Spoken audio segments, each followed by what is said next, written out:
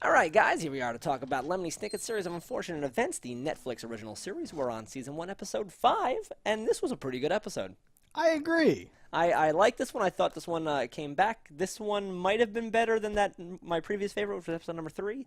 I thought NPH as a captain singing in his little bullshit was pretty funny. A lot of real NPH charm oozed out in this episode. I laughed a few times. That The song fucking that thing, kept going, I was laughing at. I'm married to the sea, but my girlfriend is a very large lake. I was like, oh god, oh god. But it was that he kept getting corrected, like married to the sea. It's actually like, but my girlfriend is a large body of water. Or whatever. No, I know. I liked this, and I actually thought you were going to be like, you're a chump sellout for liking this. What's wrong with you? No. But I really I liked thought this. this one was good. You know what made me laugh?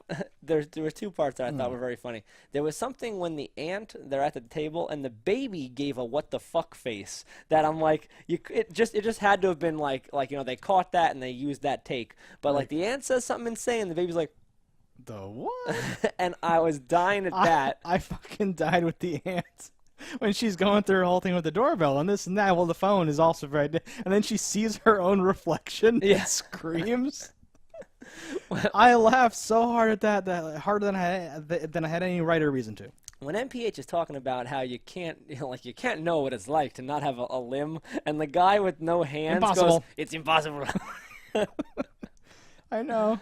Little things. Little fucking things. No, this episode was pretty solid. I like this a lot. So, like, what I like about this and why I like this, it is because in the beginning we had serious, like, I don't know about this, like, whatevers.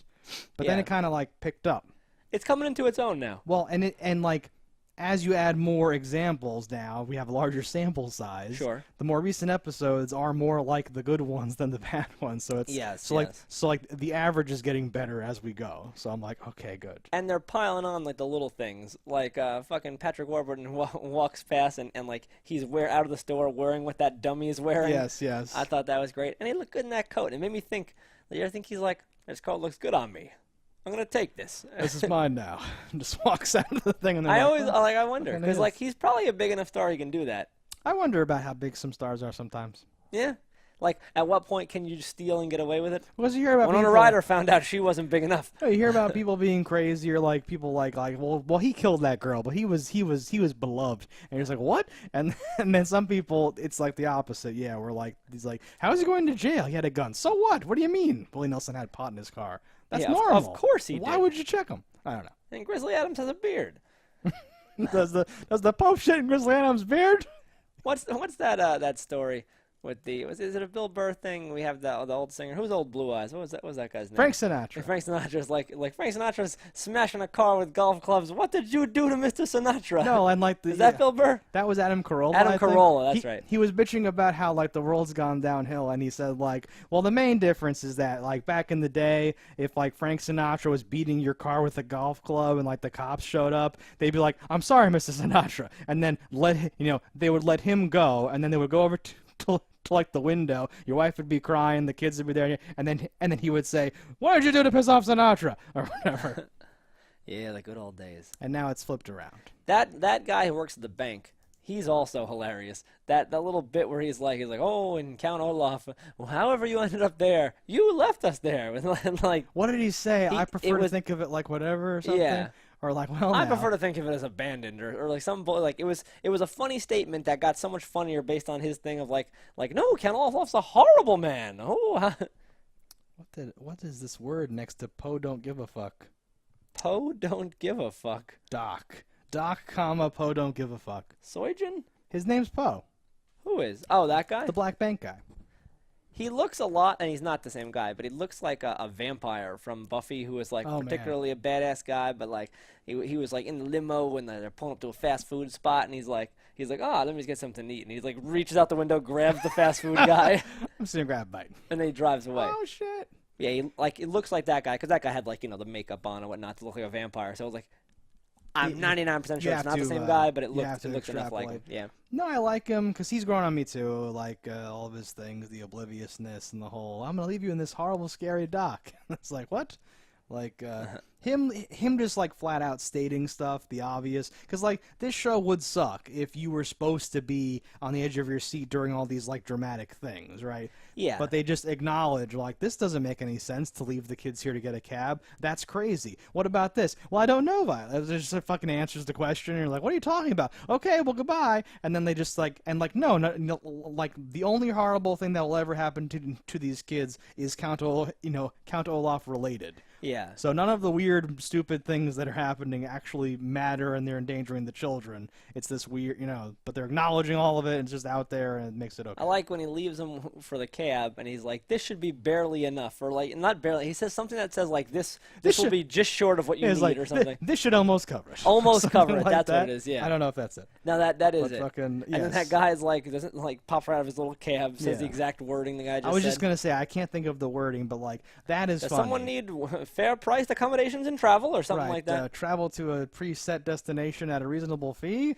then Yeah. he's like, "Hey, anybody?" And like, like word for word, different characters that didn't hear each other repeating the exact same word. That happened in like episode 4 or something, where it's like, "Where are we headed, Count Off?" And then he says the exact same words, like to a blah blah blah location of undisputed. Like he like says the exact phrase that someone else said, or like that Lemony Snicket said, or whatever. Did you see? Oh, Did man. you see? You obviously saw it. It's an episode. Nope. But the issue I have here is like goes on the news and they're talking about Count Olaf and how he's God, trying the to do this news. thing. So the world over knows this. They've even established that like, yep, he's trying to get the fortune. How He would he won't stop ever until get he the gets his fortune hand on their fortune. if they know he's trying to get it? He It's can pretty only good. get it if the bank like turns it over. It's not like it's like a pot of gold that he could just come across or steal. It's like Nope. actual traceable bank funds. It's so magic. ridiculous. And if you see the kids before midnight and guess their name, you get their fortune. I've heard that. The news thing is, let's say, it's my first note. That was amazing. They call each other like the wrong names or Yes. something. That's so subtle and fucking amazing. I love that. I really wanted them to cut That's to like a Family Guy the actual in the TV shot of that. Like I like because they showed it to you over the cameraman's shoulder. I wanted to see the framing for some reason because like Yeah. that set, like it struck me in some way where I was like, this set's kind of good. But is it only good because I see so much of it? I don't think you would actually see nearly any of that in Right. an actual 4x3 like your filmed type of world. I agree with that, and it ruins it for me. Thank you. But I wanted to see it, and they never showed it to you. Vincent and Veronica. That's right, Veronica. That she says that. Yeah. I was like, what? Do you think it's just that they started off on the wrong foot? Or, I or don't they know just... why they did that, but that's what's great. And like I don't know if we're gonna see the news people more, or if this is like a thing or something like that. know. But that's just Well, how many aren't only 8 episodes? yes, because I remember being like, well, there's gonna be 4. Well, we can only see you 3 things. more times Fuck yeah! this season, anyway. So this episode is all about Aunt Josephine. Yes. I like this actress a lot. She's been in some good stuff. She's in a, she shows up a lot, and she's really good. And I looked up her name because I'm like, I should know your name now, and I don't know her name anymore. I never knew her name, but her she's name's very good in weird. dramatic stuff, and I thought this was funny because it's kind of like a dramatic thing, but it's like over dramatic, and It's all it's goofy wonderful. and weird, and she goes back and forth and all that stuff, and her looks on her faces and all the things, and I totally just buy it. It's totally great. Monty was good, and she's good. Do you think there's going to be a thing about those safe crackers? In her, they As opposed to dangerous crackers? well, they open up her safe, and there's a thing of crackers in there. Safe crackers. I didn't even notice any crackers, so There was a box of crackers, some photos. all of that wit was lost on me. Yeah, I enjoyed it a lot. There was a box in there, but I didn't realize it was a box of crackers. It did not even have a top. It was like the bottom half of a box with just crackers lined in it. Oh. I thought it was full of like mail or whatever they were looking at. There was like garbage, junky stuff in there too. But safe the junk. crackers were the best part for me. Crackers. Amazing. That's the kind of little thing where I'm like, That could I have don't been know if just a a child would brilliant. even get it. Yeah, it's probably just like a brilliant visual joke. So we've already mentioned Count Olaf is a sea captain. He's wooing. Yes, Aunt successfully. Josephine. Yes, brutally successfully, but also like not, and very clumsily and weirdly. I like that. When she asked something about like how did that happen, but uses it in like a different word than that, meaning like how did you lose your leg, and he explaining how he built the fake leg. Oh, it's Yes. a broomstick.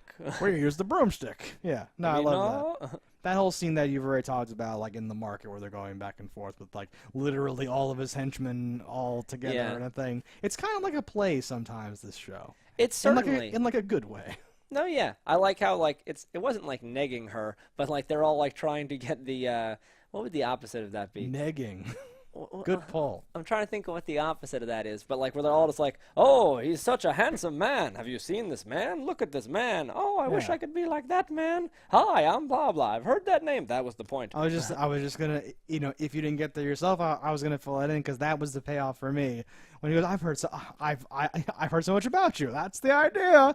That shit, like, there was one other thing that I'm not sure that I wrote down that he said that fucking got me. His big fake teeth. Oh my god. Well, the teeth are money, but there's a part where he says, "Well, no, because I did the same thing. You did?" And he was like, apparently yes, or something, or like some weird thing where he like caught himself. No, he like, says something like, "That's crazy, crazy, because I did the same thing." Yeah, but then like right after that, there's something where she goes, "You too," or something like that, and he goes, "Okay, yes," or some weird, like he says it in like such an obvious like, "Well, I've just fucking established that about my character. I guess fuck, I have to put this up, but fine, but yes, okay." It was just. What do you think is with his leg though? Is it just like duct taped? Where is like, his leg? Closed? Because that's awkward for that long, right? You can probably. At first, I was like, "Oh, is his like cloak or whatever he's wearing big enough that it's just like its leg is literally just up and you don't see it?" But now I'm like, I think I would have seen it. And he sits down. He's Yes. in a cab. Where is his leg? So I think his ankle must be like up by his butt, right? That's what I'm picturing. It's Must like be all duct taped. bound together. And he's a spindly guy. I guess he can do that, but I can barely sit Indian style anymore. Yeah. Well, yeah, yoga. Fucking old. Yoda.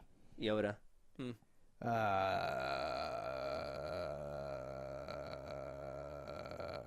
All right, that's interesting.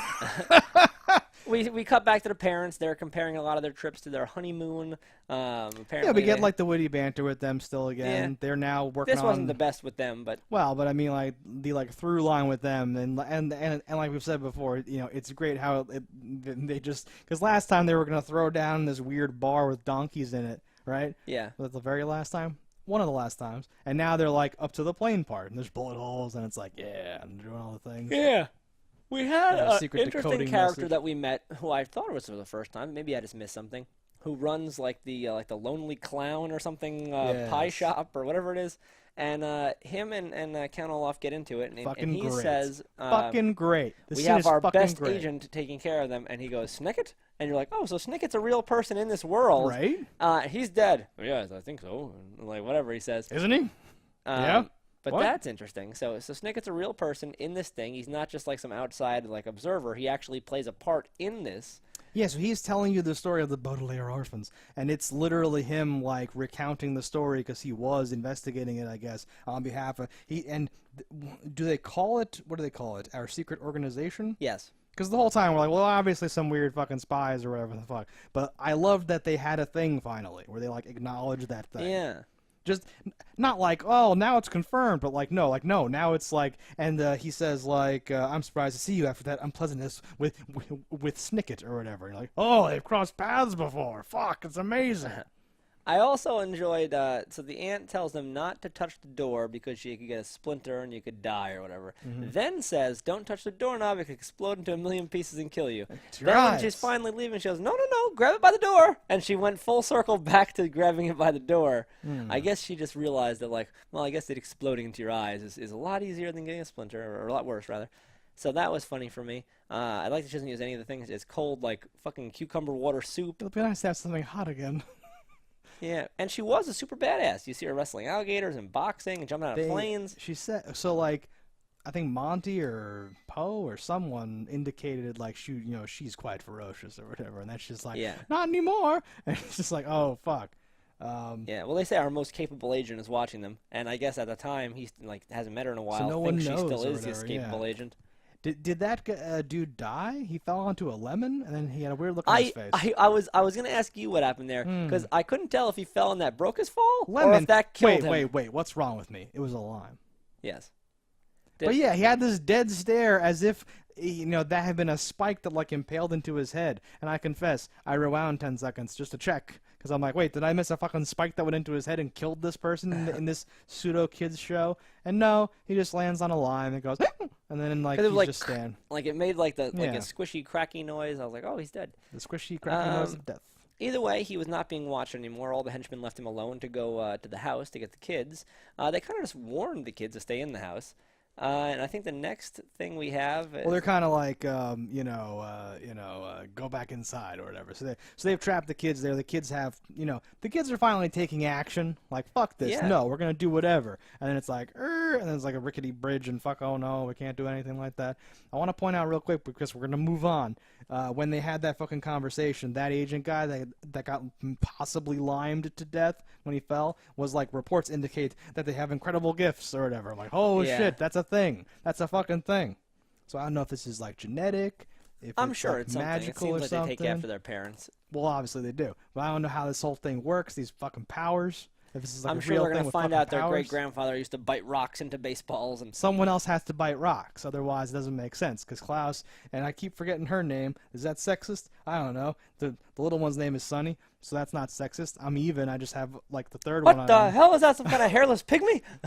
What's her name? What's the young girl's name? Well, I didn't know any of their names. She's an inventor, and he's whatever the dad is. He has the power to read. They say reader, but that can't be a power. I wish that they had flipped the genders of the kids and like the parents. Part of me just that would wants have been that to interesting. happen. I don't know why. I just like asymmetry.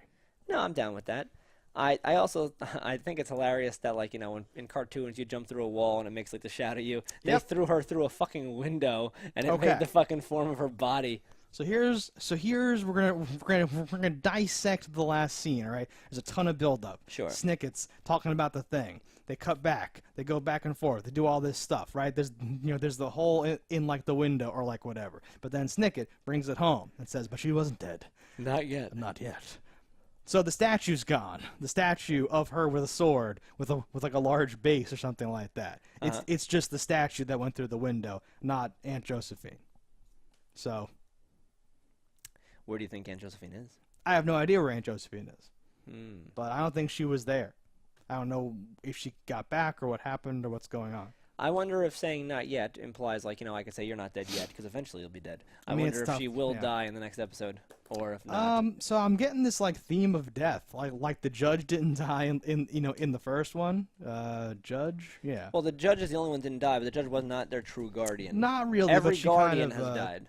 The judge kind of like subbed in a little bit. That's why I like the first pair. I do think the episodes are kind of broken up into pairs, clearly, now we see. Well, this did say part 1, so it's at least... Have they always said that? I haven't noticed it, but this one says part 1, I actually did and I notice don't know if that that's too. out of 2 or 3 or 4 or whatever, because we have 3 more after this left. When the second one ended and they were going to change it up, I kind of thought maybe it's just pairs. There's like 4 pairs of like episodes. Maybe. But yeah, the first pair's weakness was the fact that there wasn't that it was just Count Olaf versus them without a third party in a weird costume. It was just like straightly played, and the judge had to kind of proxy in for like the I do want to help the kids person. Yeah. It was a little awkward, but the other two have been super good. So I imagine the next episode's going to pick up, and they're going to be like, oh yeah, haha, and then it's going to be like back on track a little bit, and then the shit. We're going to get into the shit. Sure. They have to go to at least one more family member. Yeah. I don't know who that person is going to be. I don't know. But they seem to have derailed the whole going to Peru business. Yeah. I was under the impression when we first opened this bit that maybe that boat might have been taken into Peru, but they were just getting off the boat, seemingly. I had that thought for like the the first second or whatever, too. And I'm like, oh, shit, it's happening. I find it humorous that a person that's afraid of everything lives on a cliff edge. I know, yes. Her house just hangs off the cliff. But presumably she owned this house before she was a scaredy cat, and maybe she had it because she was daring. I had the same thought when she like shows them the room with like the windows. Because if you're scared of like doorknobs, I can't imagine you being okay with those windows. But she was like, beautiful, isn't it? Or something like that.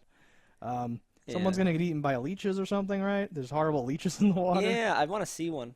I would like to see a leech that can kill a man. Bad CG, you think? What's going to happen with the leeches? It could be like it's literally just stolen leeches from King Kong, those big leech monster things. Okay. We'll see. Anything else happen in this episode? I don't think so. I'm drawing a blank at the moment for anything else that could have happened.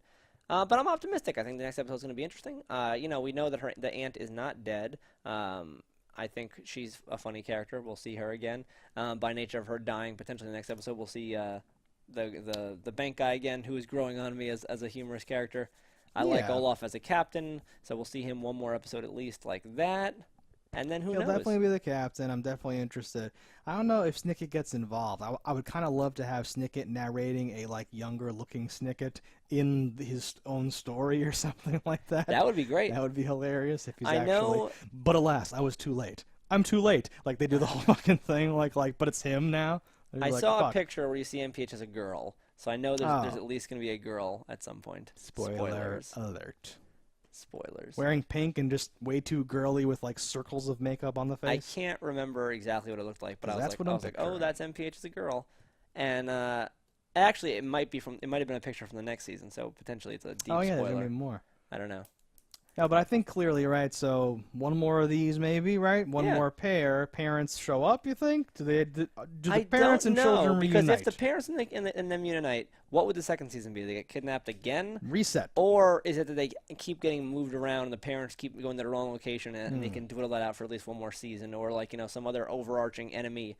Does Count Olaf work for somebody? Is there, like, The bigger bad. the sinister guy, the claw with a cat in the corner? Like, I I don't know. No, I think so. I do. All right. So I would think that the kids reunite because, each season comes full circle, but then something silly and ridiculous happens that makes it, But the series of unfortunate events did not yet come to a close. Look away. Look away. Yeah, all right, guys. So that's episode 5 of season 1. Let us know in the comments below what you think about it. And until next time, don't die in a fire.